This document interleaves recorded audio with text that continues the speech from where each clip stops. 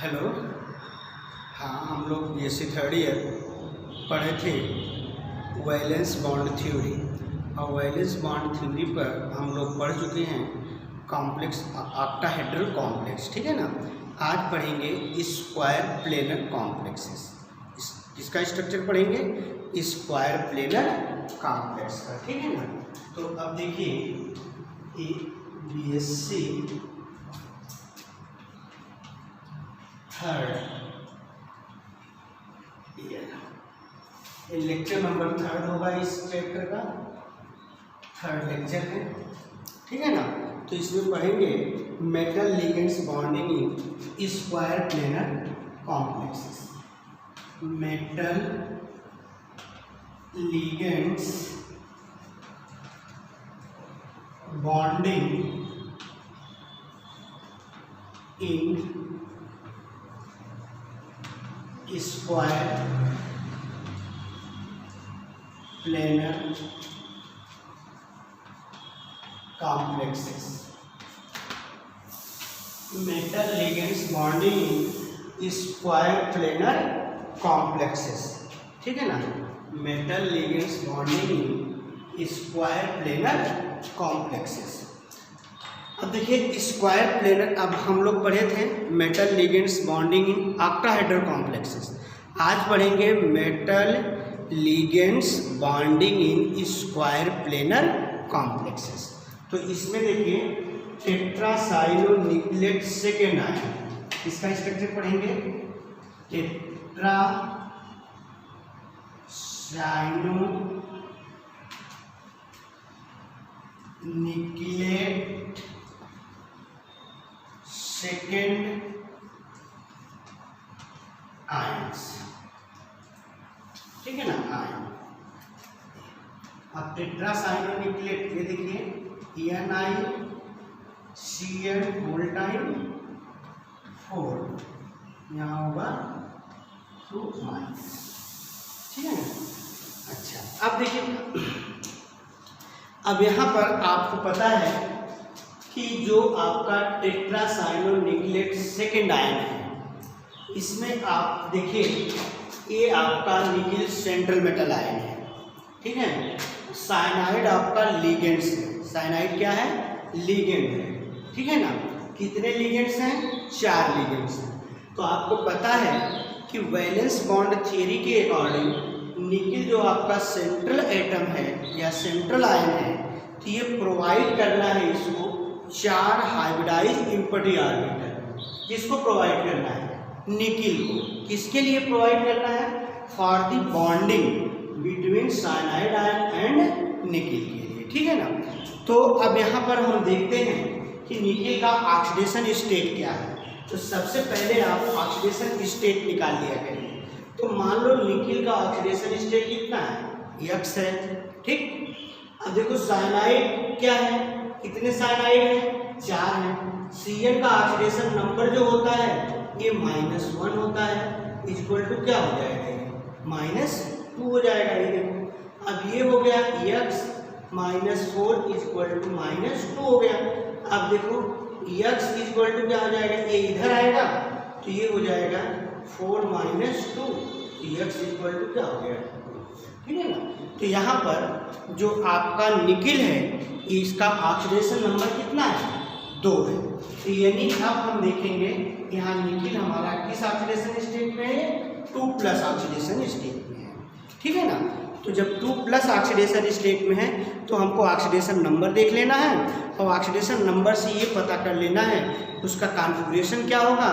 Configuration पता करने के बाद हमको पता करना है कि d ऑर्बिटल में कितने इलेक्ट्रॉन्स हैं, पेयर्ड है कि अनपेयर्ड है।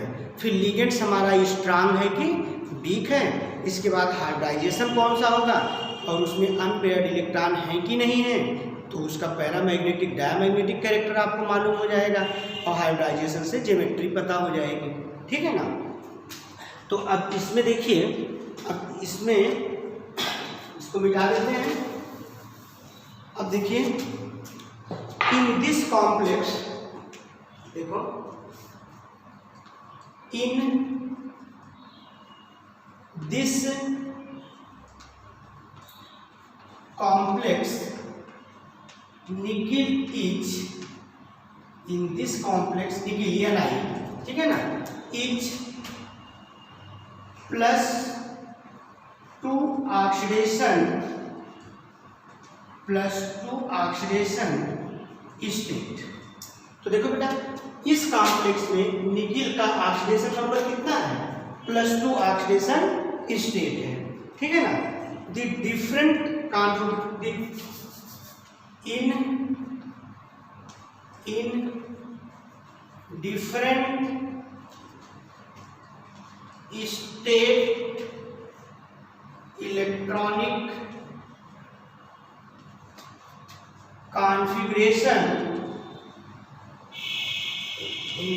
state electronic configuration of nickel is given as below, ठीक है ना।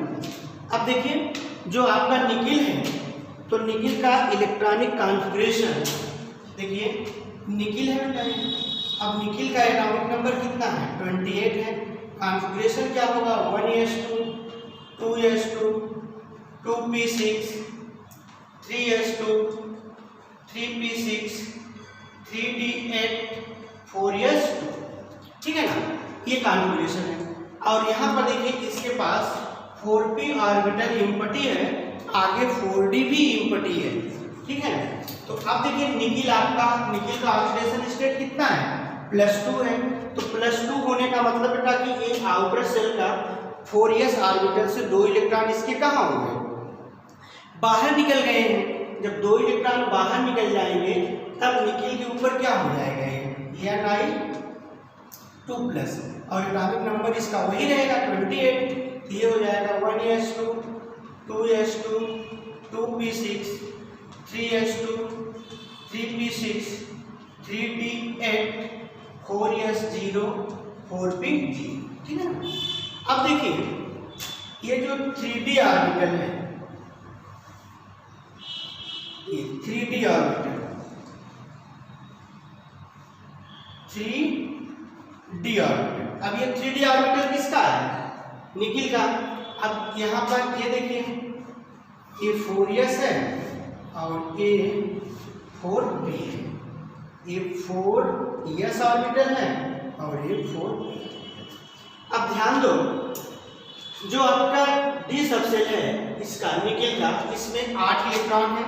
तो ये पहला, दूसरा, तीसरा, चौथा, पांचवा, छठा, सातवां और ये 8, ठीक है ना बेटा। और यहाँ पर ये तीनों ऑर्बिटल क्या है? इम्पटी है, ठीक है ना। ये देखो, 4p का तीनों ऑर्बिटल इम्पटी है और ये भी इम्पटी है। अब यहाँ पर एक बात आप देखिए कि जो Ni2+ है, इसके देखो यहाँ पर इसके पास 2 अनपेयर्ड इलेक्ट्रॉन है। कितने अनपेयर्ड इलेक्ट्रॉन है? 2 अनपेयर्ड इलेक्ट्रॉन है, ठीक है ना। अब जब 2 अनपेयर्ड इलेक्ट्रॉन है तो यहाँ हमको देखना है कि जो हमारा साइनाइड है ये स्ट्रॉन्ग लिगेंड है कि वीक लिगेंड है, ठीक। तो यहाँ साइनाइड जो है आपका स्ट्रॉन्ग लिगेंड है। कैसा लिगेंड है? स्ट्रॉन्ग लिगेंड है। जब बेटा आपका ये साइनाइड स्ट्रॉन्ग लिगेंड है ये, तो यहाँ इलेक्ट्रॉन की पेयरिंग हो जाएगी। बात समझ में आया ना? यहाँ जो 3d के ये दोनों अनपेयर्ड इलेक्ट्रॉन है ये पेयर्ड हो जाएंगे, पेयरिंग स्टार्ट हो जाएगी, ठीक है ना। तो पेयरिंग आप देखो, pairing of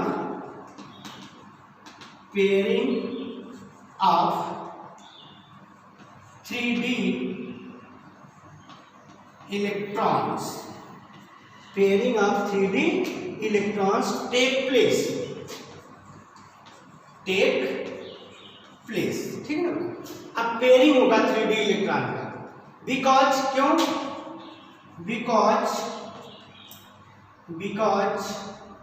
Cn- is strong ligands. कैसा लिगेंड्स है? स्ट्रॉन्ग लिगेंड्स है, ठीक है ना। अब इसके स्ट्रॉन्ग लिगेंड्स होने के कारण ये साइनाइड माइनस जो है आपका स्ट्रॉन्ग लिगेंड्स है, और स्ट्रॉन्ग लिगेंड्स होने के कारण यहाँ पर क्या हो जाएगा? पेयरिंग होगा। और जब पेयरिंग होगा तब देखिए ये क्या होगा? ये आपके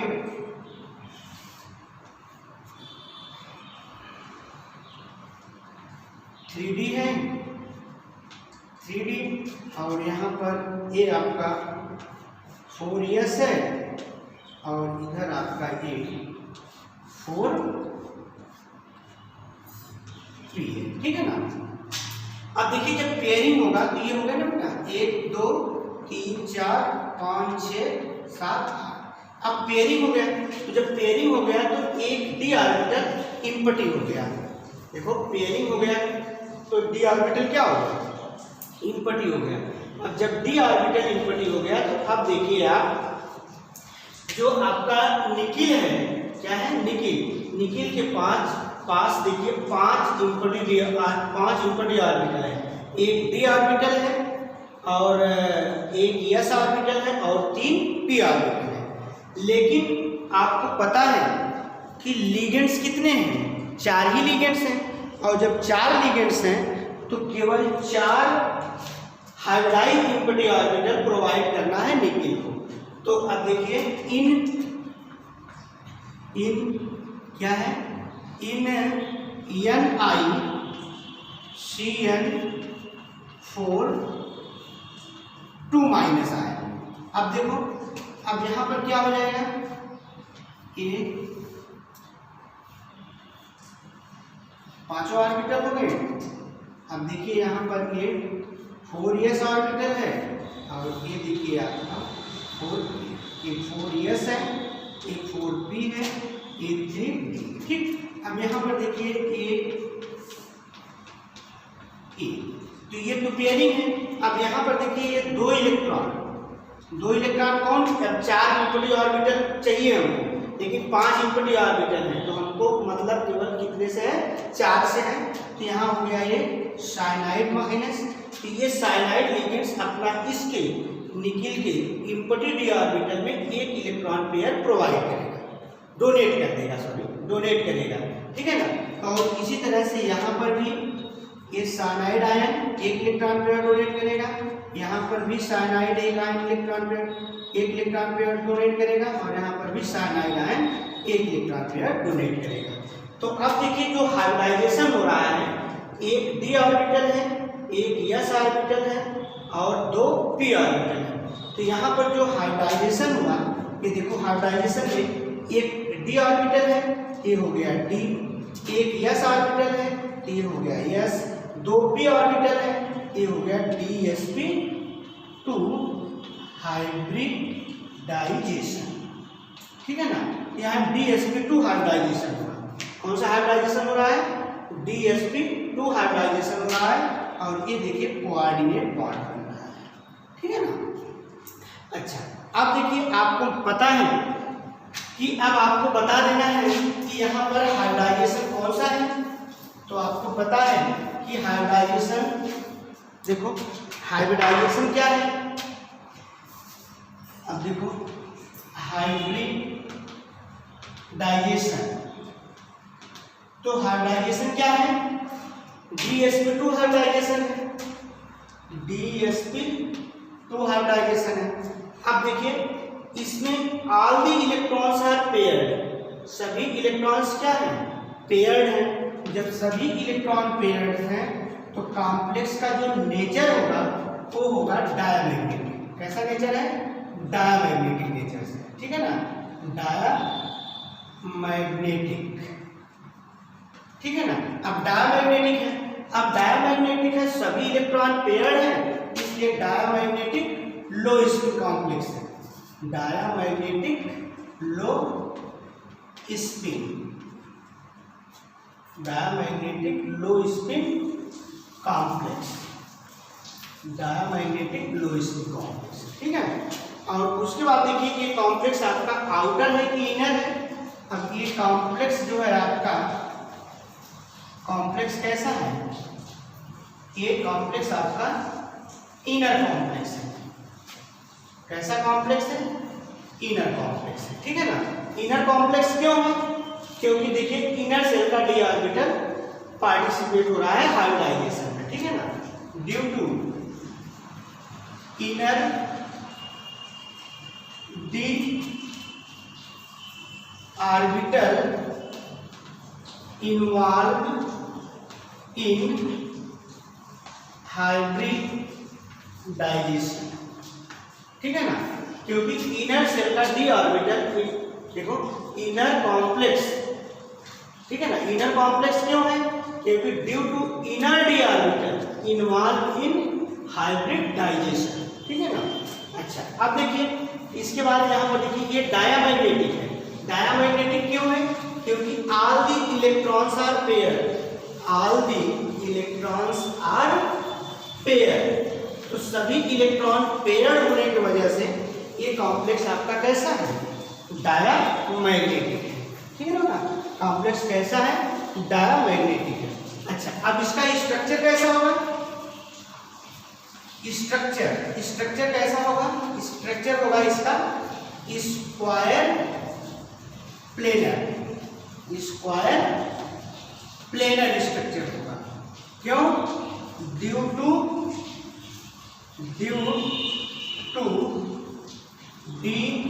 sp2 हाइब्रिडाइजेशन, ठीक है ना। तो sp2 हाइब्रिडाइजेशन के कारण जो है इसका स्ट्रक्चर स्क्वायर प्लेनर होगा, ठीक है ना। कॉम्प्लेक्स कैसा है, इनर है, क्योंकि ऑल n-1d इलेक्ट्रॉन पार्टिसिपेट हुआ है बॉन्ड फॉर्मेशन में। इनर डी ऑर्बिटल, कौन से orbital, inner D orbital, inner D orbital का मतलब n-1d ऑर्बिटल, ठीक है ना, take part in bond formation. और all the electrons are paired, सभी इलेक्ट्रॉन्स इसमें पेयर्ड हैं, इसलिए कॉम्प्लेक्स आपका डायामैग्नेटिक है, ठीक है ना। इसके बाद नेक्स्ट कॉम्प्लेक्स नोट कर लीजिए। इसके बाद नेक्स्ट कॉम्प्लेक्स आपका है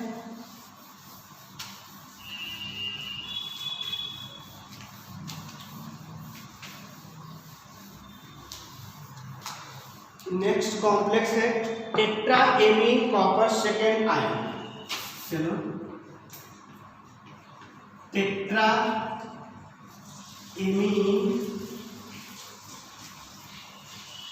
copper second ion, tetraammine copper second ion, ये हो जाएगा CuNH3 होल टाइम 4, यहाँ होगा 2, ठीक है ना। अब देखिए इस कॉम्प्लेक्स में भी आपको ये बताना है कि कॉम्प्लेक्स आपका, इस कॉम्प्लेक्स में हाइब्रिडाइजेशन कौन सा होगा, ठीक। हाइब्रिडाइजेशन के बाद आपको बताना है कि कॉम्प्लेक्स आपका आउटर है कि इनर है, फिर आपको बताना है डायामैग्नेटिक है कि पैरामैग्नेटिक है, और इसका स्ट्रक्चर क्या है, और इसमें हाइब्रिडाइजेशन कौन सा है, ठीक है ना। तो आप पहले निकाल लो oxidation state.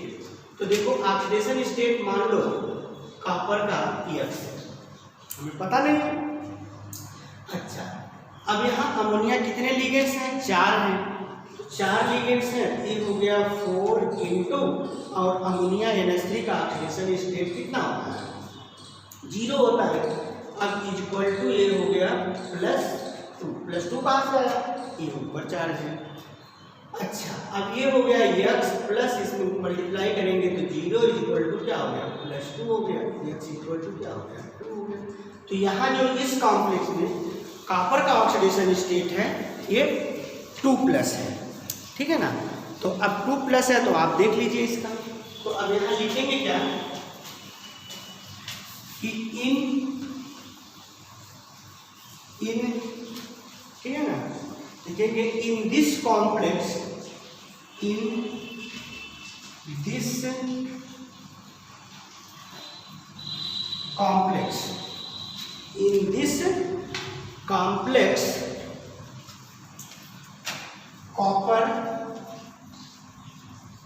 Is in +2 oxidation, +2 oxidation state, ठीक है। अब इसके बाद डिफरेंट स्टेट में इसका इलेक्ट्रॉनिक कॉन्फ़िगरेशन क्या होगा, ठीक है ना। इन different state electronic configuration of copper is given as below। अब देखो ना, अब जो आपका ये कॉपर है, कॉपर का एटॉमिक नंबर कितना है? 29 है, ठीक है ना। अब कॉपर का एटॉमिक नंबर 29 है, तो इसका कॉन्फ़िगरेशन क्या होगा? 1s2 2s2 2p6 3s2 3p6 3d10 4s1। और यहाँ पर देखिए 4p ऑर्बिटल ऑलरेडी है इम्पटी, 4d भी आगे इम्पटी है, ठीक है। अब यहाँ देखिए, चूंकि कॉपर आपका इसका ऑक्सीडेशन स्टेट कितना है? +2 है, तो यहाँ आपका A है Cu2+। किस स्टेट में है? Cu2+ स्टेट में है। इसका मतलब कॉपर का जब एक इलेक्ट्रॉन 4s से निकलेगा तो इसका ऑक्सीडेशन नंबर 1 होगा। तो यहाँ ऑक्सीडेशन नंबर कितना है? 2 है, तो यहाँ इसका मतलब कि एक इलेक्ट्रॉन D से भी निकला है, ठीक है ना। जब एक इलेक्ट्रॉन 3d से निकल जाएगा तो कितना बचेगा? 3d9 हो जाएगा। तो अब क्या हो जाएगा? ये 1s2 2s2 2p6 3s2 3p6 3d9 4s0 और 4p, ठीक है। अब देखो जो आपका ये 3d ऑर्बिटल है और ये क्या है? 4s है और ये 4p, ठीक है ना। ये हो गया 3d, ये हो गया 4s, ये हो गया। अब देखो 3d में कितने इलेक्ट्रॉन है? 9 इलेक्ट्रॉन है। तो ये 1 2 3 4 5 6 7 8 और 9। अब देखिए यहाँ पर Cu2+ स्टेट में कॉपर के पास एक अनपेयर्ड इलेक्ट्रॉन है। कैसा इलेक्ट्रॉन है? एक अनपेयर्ड इलेक्ट्रॉन है, ठीक है ना बेटा। अब यहाँ तो पेयरिंग होगा नहीं, ठीक है ना, क्योंकि एक ही अनपेयर्ड इलेक्ट्रॉन है। लेकिन एक चीज और ध्यान रखिएगा कि यहाँ पर जो अमोनिया है NH3, ये स्ट्रॉन्ग लिगेंड्स है। क्या है? स्ट्रॉन्ग लिगेंड्स है। और जब ये स्ट्रॉन्ग लिगेंड्स है तो इसके फोर्स से, अमोनिया के फोर्स से ये इलेक्ट्रॉन 3d से प्रमोट करके कहाँ चला जाएगा? 4p में आ जाएगा। तो जब ये 4p में चला जाएगा तब 3d ऑर्बिटल जो होगा वो इम्पटी हो जाएगा। क्या हो जाएगा? इम्पटी हो जाएगा, ठीक है ना। तो ये इलेक्ट्रॉन यहाँ से कहाँ जाएगा? 4p में। क्यों जाएगा 4p में? क्योंकि अमोनिया आपका स्ट्रॉन्ग लिगेंड्स है। अमोनिया के फोर्स से ये 3d से कहाँ चला जाएगा? ये 4p में आ जाएगा, ठीक है ना। 3d से कहाँ चला जाएगा? ये 4p में आ जाएगा, ठीक है ना। तो यहाँ पर NH3 इज स्ट्रॉन्ग लिगेंड्स। क्या लिखेंगे यहाँ पर? NH3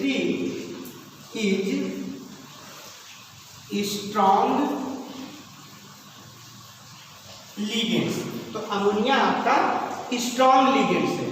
copper form complex with DsP2 hybridization. Copper form complex with DsP2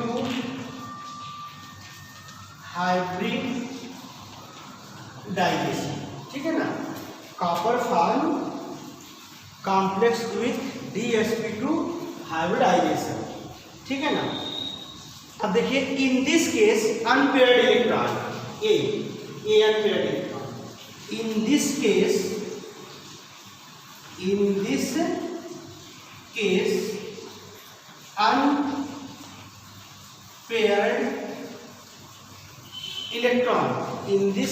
unpaired electron of 3d, देखो in this case unpaired electron of 3D, unpaired electron of 3D is promoted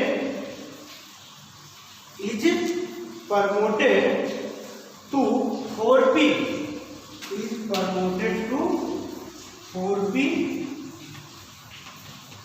orbital, promoted to 4p orbitals. So the one empty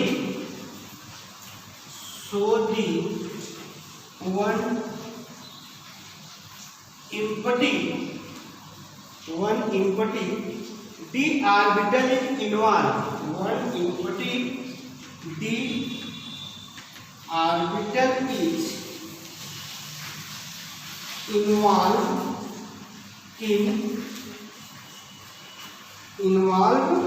in dsp2 hybridization, involved in dsp2 hybridization। ठीक है। अब देखो यहां पर जो आपका ये है, ये देखिए 3D ऑर्बिटल्स है, 3D ऑर्बिटल्स है, और ये है 4p है, और ये है 4s, और ये 4p है, और ये है 4s है, और ये 3d। ठीक है। अब देखिए यहाँ पर जो आपके ये इलेक्ट्रॉन है, 1 2 3 4 5 6 7 8, एक इलेक्ट्रॉन ये प्रमोट करके कहाँ चला गया है, 4p में आ गया। ठीक। अब 4p में क्यों चला गया, क्योंकि अमोनिया आपका स्ट्रॉन्ग लिगेंड्स है, जिसके फोर्स से ये इलेक्ट्रॉन यहाँ 3d से प्रमोट करके कहाँ चला गया, 4p में। तो ऑलरेडी देखिए अब आपका 3d एक ऑर्बिटल, 3d का एक ऑर्बिटल एम्प्टी हो गया। अब यहाँ पर हाइब्रिडाइजेशन होगा, एक d ऑर्बिटल, एक s ऑर्बिटल, और ये दोनों p ऑर्बिटल, यानी 4 ऑर्बिटल हाइब्रिडाइज होंगे, एक d, एक s, 2p। तो चारों जब हाइब्रिडाइज होंगे तो चारों की शेप और एनर्जी क्या होगी, सेम होगी। ठीक है ना, क्योंकि यहाँ पर हमको कितने लिगेंड्स जोड़ने हैं, 4 लिगेंड्स है। अमोनिया कितने लिगेंड्स है, 4 लिगेंड्स। तो अब देख लीजिए यहाँ पर ये आपका 1 2, यहाँ आपका ये NH3 है, एक कोऑर्डिनेट बॉन्ड बना ना, अमोनिया में नाइट्रोजन अपना इलेक्ट्रॉन पेयर सिंपथी ऑर्बिटल पे डोनेट कर दिया, ये बॉन्ड बन गया।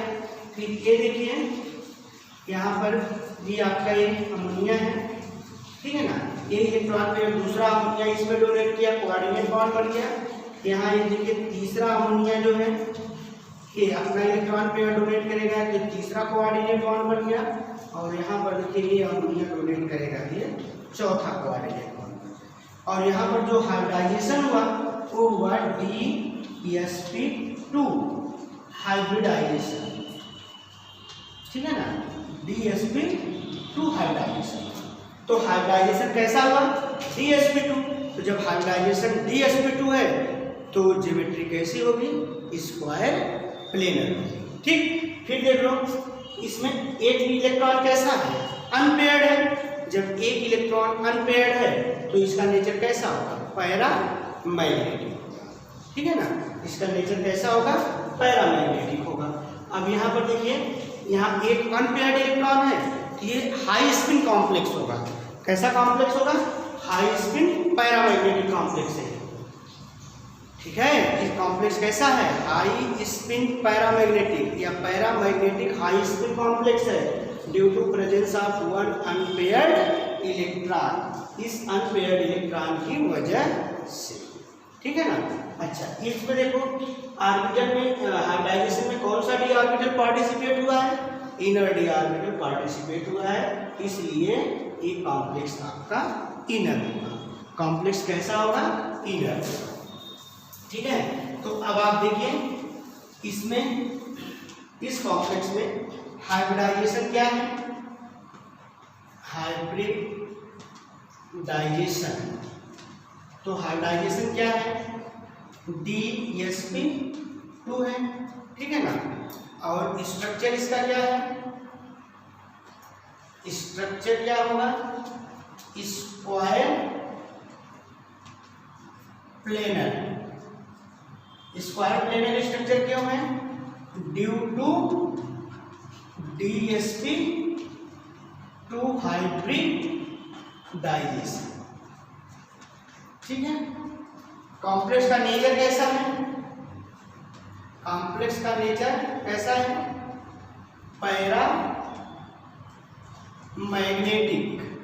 पैरामैग्नेटिक क्यों है, इसी अनपेयर्ड इलेक्ट्रॉन के कारण। ठीक है ना, paramagnetic high spin, paramagnetic high spin, HIGH, paramagnetic high spin complex.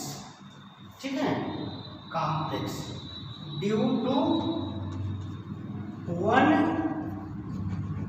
Unpaired electron, due to one unpaired electron, इसके कारण एक अनपेयर्ड इलेक्ट्रॉन के कारण। ठीक है ना। और ये कॉम्प्लेक्स कैसा है, कॉम्प्लेक्स कैसा है, इनर कॉम्प्लेक्स है, इनर कॉम्प्लेक्स। क्यों, because inner n-1 d orbital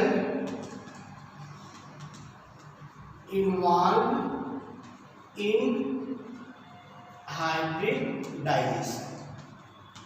ठीक है ना, हाइब्रिडाइजेशन में इनर d ऑर्बिटल इन्वॉल्व हो रहा है। और इसका स्ट्रक्चर देख लीजिए, स्ट्रक्चर कैसा होगा इसका, ए है कॉपर, यहाँ NH3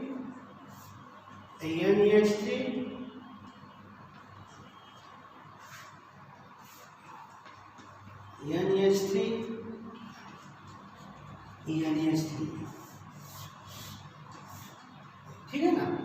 तो स्ट्रक्चर ऑफ